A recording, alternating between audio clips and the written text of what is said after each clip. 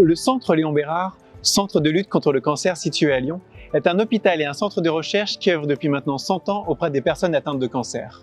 Accueillant chaque année plus de 40 000 patients pour le diagnostic, le traitement et le suivi de leur maladie, et comptant 2200 employés dédiés aux soins et à la recherche, le centre Léon Bérard est un hôpital dont l'histoire très riche s'inscrit dans les territoires lyonnais. Et si on vous proposait de faire un bond dans le temps, à la rencontre des grands personnages et des petites histoires qui ont fait ce qu'est le centre Léon Bérard aujourd'hui?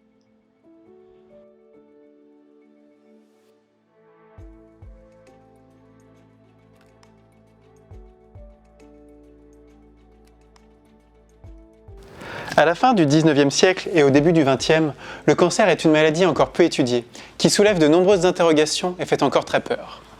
Pour le traiter, on utilise exclusivement la chirurgie lorsque celui-ci est détecté à temps, ce qui est rarement le cas. Le cancer se révèle donc, la plupart du temps, incurable. Le professeur Léon Bérard, chirurgien originaire du Jura, s'intéresse de près à cette maladie, qui va connaître un tournant durant la Première Guerre mondiale. En 1914, la guerre éclate. Le professeur Léon Bérard, âgé de 44 ans, éminent chirurgien, travaille à la fois dans sa clinique personnelle mais devient également chef de secteur à l'Hôtel-Dieu, dans un service réquisitionné dédié aux soldats militaires atteints de cancer.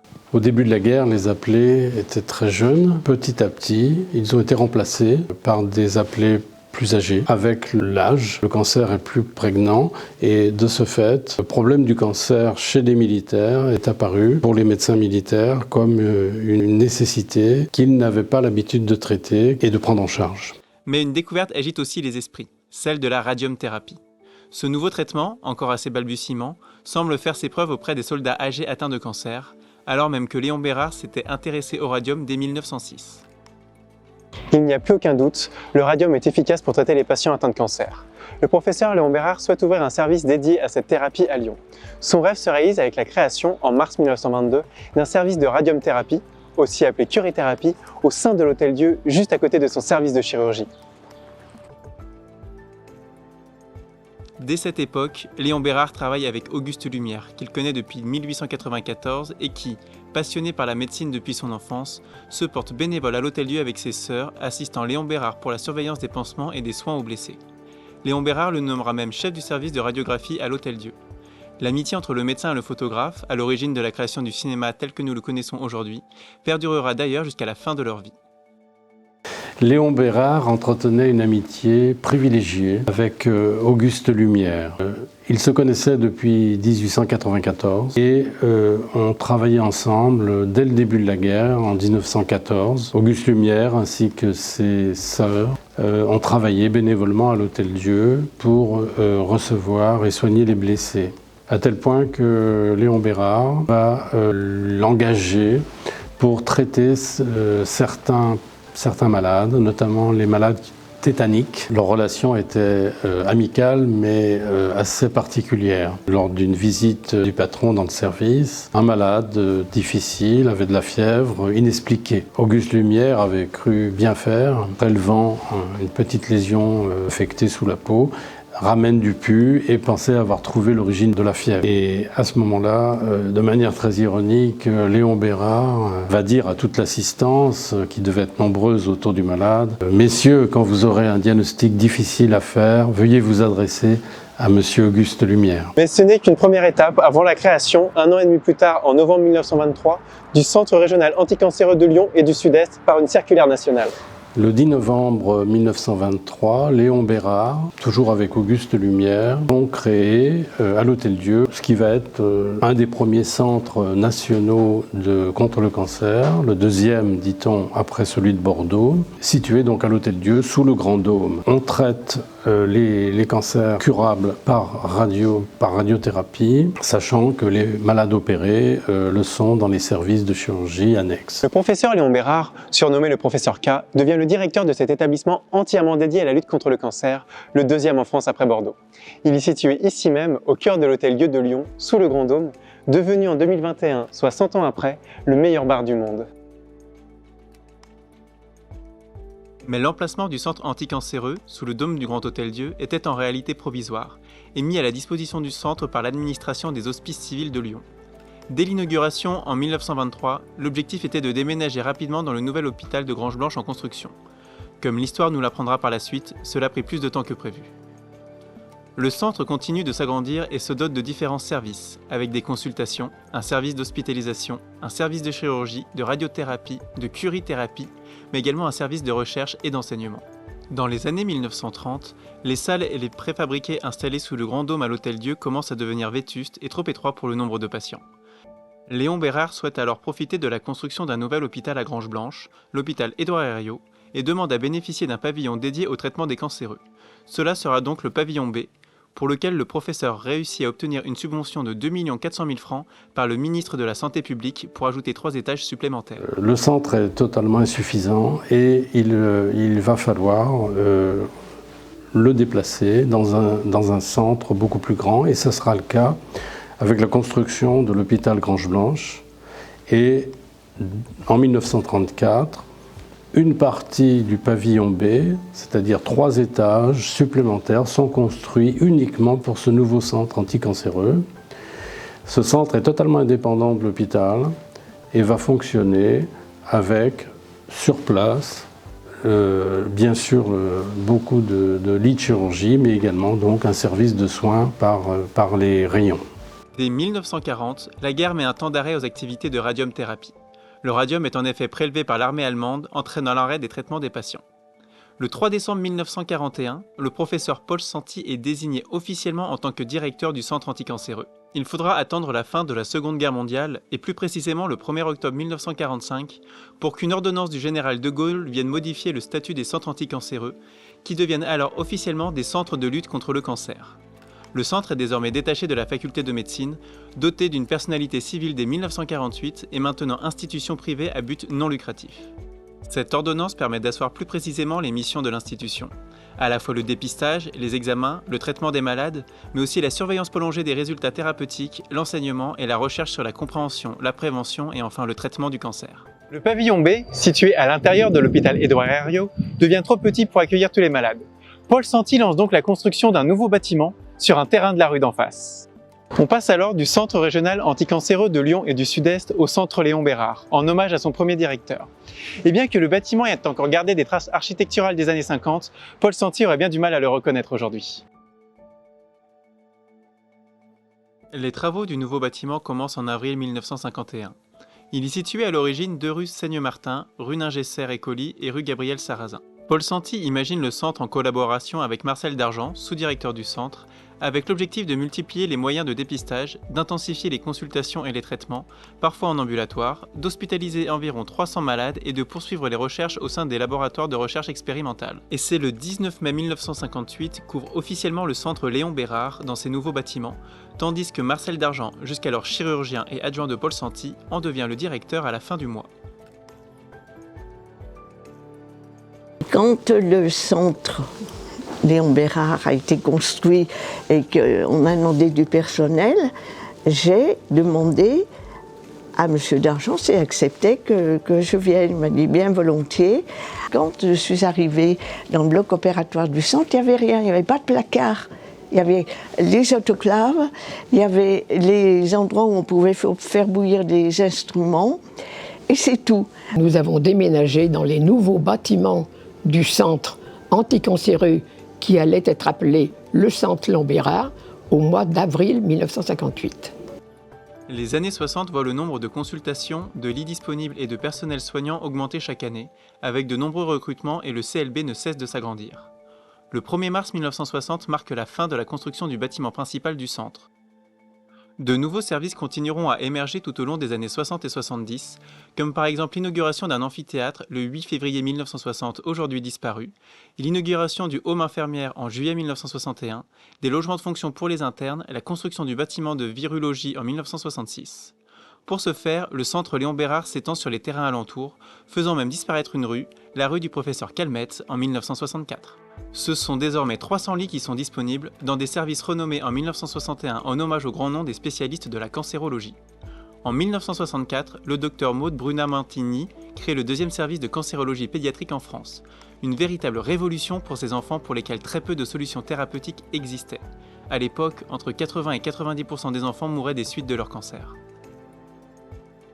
J'ai été interne au centre Léon Bérard dans le service de M. Pomato en 1959. En 1964, j'ai commencé comme assistant de M. Pomato et j'ai à ce moment-là fait le service de pédiatrie. Le docteur Pomato très gentiment m'a laissé une partie de son service pour hospitaliser des enfants. Moi je traitais une centaine de patients par an. Pour faire avancer les choses, il fallait qu'on soit plus nombreux pour voir les traitements qui étaient efficaces. Je me suis très bien entendue avec M. Pomato.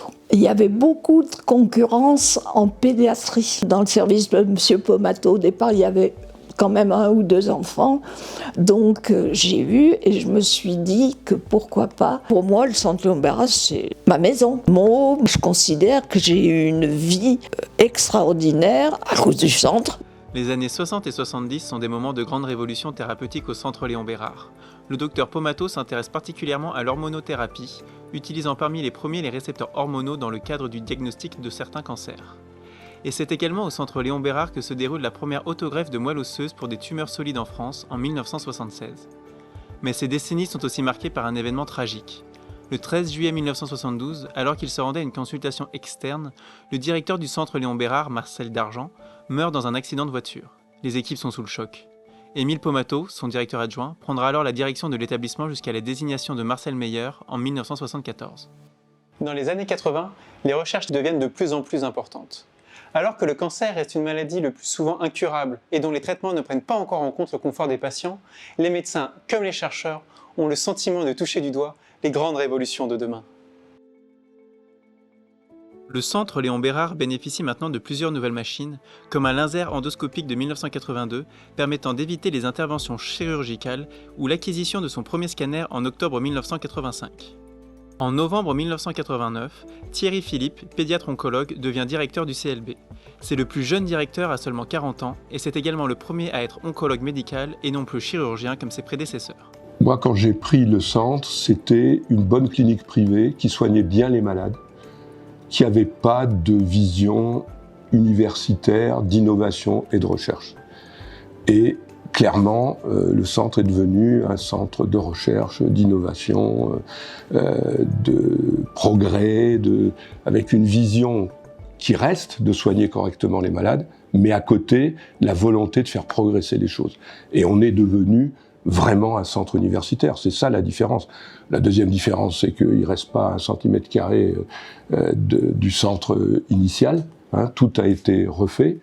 Et puis, ce qui a changé aussi, c'est la qualité, je crois, des gens qui ne sont pas que des médecins, mais aussi des chercheurs, des innovateurs, des gens qui cherchent à faire progresser la cancérologie. En 1985, quand je suis arrivé, le bâtiment n'avait rien à voir avec ce qu'il est maintenant. On avait d'abord le bâtiment principal, mais il n'y avait évidemment pas le CSA, et même l'avancée sur laquelle nous sommes en train de parler là, les maintenant anciens blocs et la direction, était en fait un jardin dans lequel on garait sa voiture, et l'interne que j'étais avait même de la place pour garer sa voiture. Il y a un joli jardin, un petit peu paysager, et puis des marches pour monter dans le hall d'entrée. J'ai très vite rencontré Pierre Biron et Thierry Philippe, et puis également Maude Bruna Mantini, qui s'occupait du service de pédiatrie. Et ce qui était très frappant, c'est que ces expériences, ces expertises très diverses, avec les chirurgiens qui avaient, et qui ont toujours d'ailleurs un rôle tout à fait central dans le centre, les radiothérapeutes, tous les gens se rencontraient tout le temps pour discuter des stratégies thérapeutiques pour les patients. Et ça, c'était très, très innovant, très différent de ce que j'avais pu connaître dans les CHU, où c'était beaucoup plus impersonnel, où en gros la décision était pratiquement unilatérale. Et puis il y avait également déjà le sentiment qu'on était très engagé dans l'évaluation de nouvelles stratégies et de la recherche. Le patient, sa souffrance et son bien-être sont au cœur de l'attention de toutes les équipes. Le CLB est un des premiers hôpitaux sans douleur de France. La prise en charge se réfléchit maintenant de façon plus large et le premier poste de psychiatre dans un centre de lutte contre le cancer est ouvert en 1992 dans l'établissement. Au même moment, un nouveau service voit le jour, la coordination des soins à domicile qui permet une prise en charge des patients non plus seulement à l'hôpital mais également directement chez eux. Dès 1993, sous l'impulsion de Thierry Philippe et de son directeur adjoint Franck Chauvin, l'informatique fait une entrée remarquée dans l'hôpital. Le centre Léon Bérard est alors l'un des premiers hôpitaux français à informatiser entièrement les dossiers des patients. Les bâtiments, eux aussi, évoluent. Chaque année, une partie du bâtiment principal était alors rénovée. D'abord le bloc opératoire, puis les chambres qui deviennent des chambres individuelles alors qu'elles comptaient 4 lits jusque-là. En 1993, c'est également la construction de la pyramide emblématique de notre hôpital et du hall 1. La recherche fondamentale fait un bond en avant. Dès 1994 démarre la construction du campus de recherche Chenet, du nom des donateurs Bruno et Augusta Chenet. Il y a une volonté forte de faire du CLB un centre universitaire d'innovation et de recherche pour accélérer les découvertes du laboratoire au chevet des patients. Pour améliorer l'accessibilité des meilleurs traitements pour tous, un réseau régional est également impulsé par l'établissement et Thierry Philippe, le réseau régional d'oncologie de Rhône-Alpes. C'est le tout premier réseau français de cancérologie. Dans les années 2000, la collaboration entre les chercheurs du monde entier devient prioritaire au centre Léon Bérard. Un premier bâtiment de recherche, le Chenet A, est inauguré en 2001, puis le Chenet C en 2006. Globalement, tout a changé en finalement une grosse quinzaine d'années, puisque de ces 50 personnes, il y a plus de 600 personnes sur le site. C'est en fait le plus gros centre de recherche de cancérologie en France. Avec 12 plateformes. En 2004, il n'y avait pas de plateforme technologique, il y avait un petit peu de cytométrie de flux. Maintenant, on est à des équipements de très grosses, très compétitifs, qu'on retrouve dans les meilleurs instituts dans le monde. Donc on peut être fier de ce qui s'est développé au centre Léon Bérard en 15 ans. Dans le même temps, la modernisation du centre du côté de ses services hospitaliers s'accélère. À cette époque, le CLB compte ainsi 213 lits et 800 salariés, accueillant chaque année plus de 15 000 patients.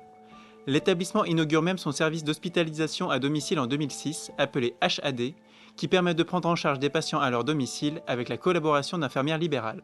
Le traitement de nos jeunes patients prend également un tournant. Alors que le service d'oncologie pédiatrique avait été inauguré en 1964, de nouveaux bâtiments sont construits et inaugurés en 2008, dans le cadre d'un rapprochement avec le CHU de Lyon. L'Institut d'hématologie et d'oncologie pédiatrique est né, accolé au centre Léon Bérard.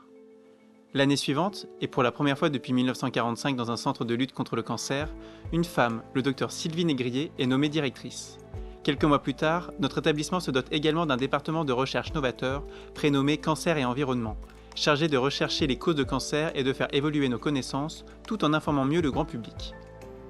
Dès les années 2010, pour la première fois pendant les traitements, on propose aux patients de pratiquer une activité physique adaptée pour lutter contre la fatigue, prévenir des rechutes et la survenue de second cancer. On propose maintenant une consultation dédiée aux cancers professionnels pour mieux identifier les cancers causés par certaines activités professionnelles et produits chimiques utilisés au travail. Les choses évoluent également au bloc opératoire. Dorénavant, le patient peut s'y rendre debout, en marchant. Il devient acteur de sa prise en charge et arrive habillé, avec la possibilité de garder ses prothèses capillaires, dentaires et auditives. De nouveaux bâtiments sortent de terre. On inaugure à la fin de l'année 2012 le bâtiment 3, centre de soins ambulatoires, qui permet d'accueillir la médecine nucléaire, l'unité de préparation des chimiothérapies, le département des soins de support en oncologie, mais également un tout nouveau bloc opératoire, un hôpital de jour, des salles de consultation de médecine et des bureaux dédiés aux études cliniques. Mais c'est également la construction d'un nouveau bâtiment, le Chenet B, entièrement dédié à la recherche. L'objectif ? Rapprocher encore plus médecins et chercheurs pour raccourcir les délais entre les découvertes issues des laboratoires et leur application aux malades. 3 ans plus tard, en 2017, c'est une plateforme de recherche translationnelle qui réunit équipements et compétences destinés à accélérer les innovations thérapeutiques et diagnostiques au service des patients. Le digital et l'intelligence artificielle font une entrée importante au centre Léon Bérard. Dès 2017, un portail patient est proposé pour leur permettre de disposer de leur planning, récupérer leurs dossiers médicaux, mais surtout de pouvoir poser directement des questions à leur médecin. Mieux vivre sa prise en charge reste au cœur des préoccupations du centre Léon Bérard. Un partenariat est mis en place avec le chef étoilé Tête d'Oie pour proposer des repas à nos patients, à la fois bons, mais également adaptés à leur pathologie. On ouvre une maison des bonnes fées afin de proposer, dans un lieu extérieur à l'hôpital, des ateliers de socio-esthétique. Enfin, en 2018, c'est avec une ancienne patiente que l'établissement crée un salon unique, le salon des cas-fighteuses, pour mettre en lumière des initiatives d'hommes et de femmes touchés par le cancer le temps d'une journée. Quand on regarde en arrière, on se rend bien compte de tout le chemin parcouru.